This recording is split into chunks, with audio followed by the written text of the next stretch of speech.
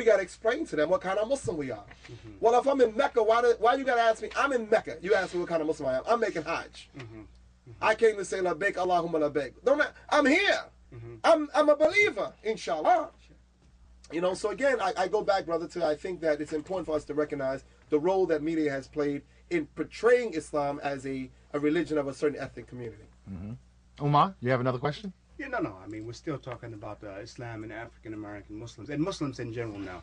I see that especially in the society here that the formative years of our children is their youth. Yes. You know, and most of their values and things which they learn, they spend most of their time in school.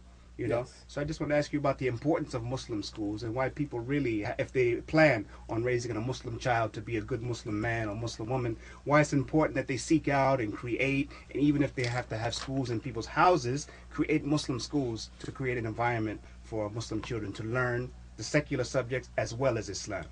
My response may seem like a contradiction in what I'm about to say. I believe Muslims in America must take their rightful place, brother, and we should claim these public schools. You see, brothers and sisters in the listening audience, when we build our own schools, we take on a serious economic burden, and we underpay and undermine our teachers in terms of salaries and compensation.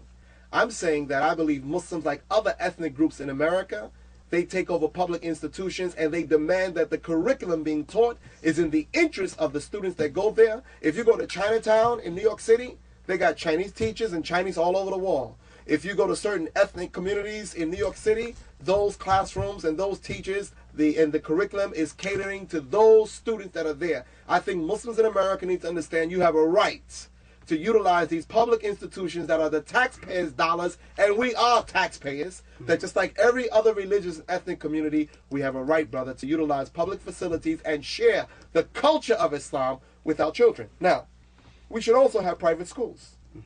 But the majority of Muslim kids in America will not make it to private Islamic schools because they can't afford it. So we have to have multiple approaches to the same challenge. However, I'm against Muslims having Muslim schools where we forget about the other kids in the community who are not Muslim. The objective of Islam is to educate the masses of the people, Muslim or non-Muslim. So if we build Muslim schools, and we should keep our doors open for the general public. And those Muslim countries that are out there who have the resources, instead of just sending us dates and books, they need to start sending us some money. And we can take the money right through the State Department and make sure it's all clear and there's no terrorism attached to it, whatever the president's concern is. That's not a problem. But those who have the capability to help us build schools and provide scholarships for our people to become doctors, lawyers, and engineers, and scientists, and become builders of civilization, which is the calling of the Muslim community, to show the people, not just tell them, but to show them. I would love to see a Muslim school where we have 5,000 students and more than half are non-Muslim. And I would love for us to take control of the politics in our community, because it is through the political process, brother, that we are able to control the institutions. And there are different people in America who are using the public schools today to indoctrinate our children with a doctrine that is contrary to what we represent, and we need to oppose that. But yeah, let me just ask you another question, because you know that's there's a lofty goals which you spoke of there. Yes. But you know, I mean, it goes back to another issue, because you know Muslims, even in the city here like Philadelphia, the Muslims are living all over the city, you know. Yes. You know, I mean, like you talk about Chinatown. Those people live in that neighborhood where that school's at, you know. Yes. And the people who take over public schools is because before they did that, they took over the neighborhood.